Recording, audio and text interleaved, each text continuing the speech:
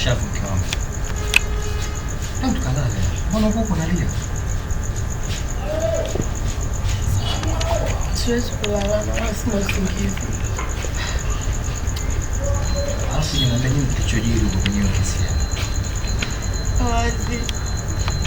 Tuna mgumu miaka 5. Nini? Mashafu, acha kunitania ujue.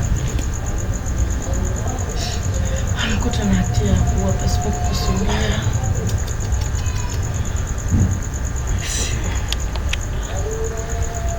Pole sana mke wangu. Sidhani kama naweza nikapoa. Cholo ndo kaka pekee nilimfahamu maisha yangu yote.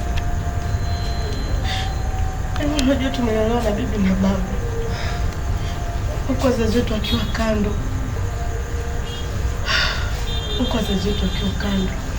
Wakiona wamemaliza zoezi la kutuleta duniani na kuwakabidhi wazazi wao jukumu la kutulea. Tumeishi kwa kushikamana, japo kwa fujo ndio imeonekana kama lugha yetu. Nakuelewa sana mke wangu. Hapo flashback. Hapo bado. Naomba. Tumeishi kwa kushikamana,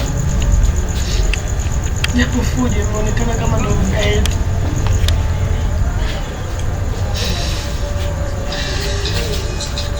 Mziki huo.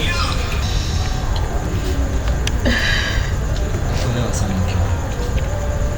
Lakini unaje kuongea sana maana hiyo yote ni kadari ya Mwenyezi Mungu. Ameshaamua. Hakuna kupinga. Zipo nyakati ambazo alizonifaa, nazo nilitamani kuzilipa.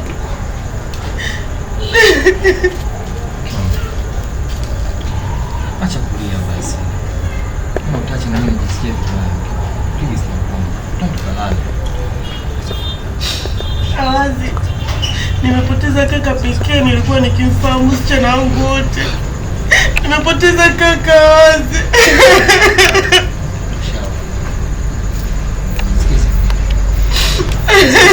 Mungu nisikize basi mke wangu. Hata ukilia haitosaidia kitu. Kikubwa ni kumwombea tu Mungu. Ila punguziwe adhabu.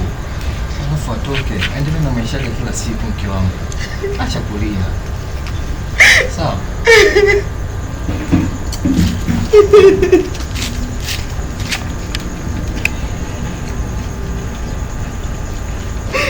Cut.